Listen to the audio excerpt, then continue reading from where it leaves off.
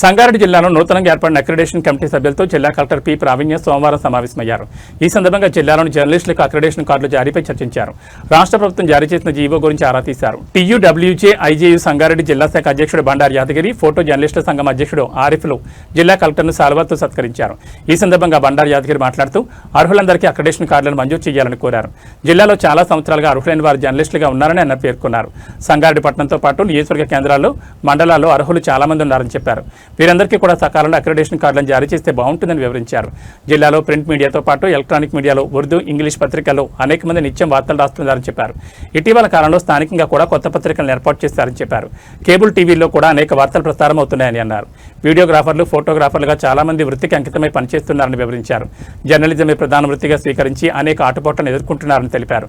ప్రస్తుతం జర్నలిస్టులంతా దరఖాస్తులు చేసుకుంటున్నారని అన్నారు. వారందరికీ కూడా ప్రభుత్వం తరపున లభించే గుర్తింపు కార్డులు, అక్రిడేషన్ ఉంటుందని పేర్కొన్నారు.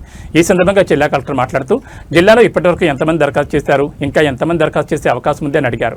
జర్నలిజం కోసం అంకితమై పనిచేస్తున్న వారి పేర్లను ప్రతిపాదిస్తే బాగుంటుందని ఈ సందర్భంగా ఆమె సూచించారు.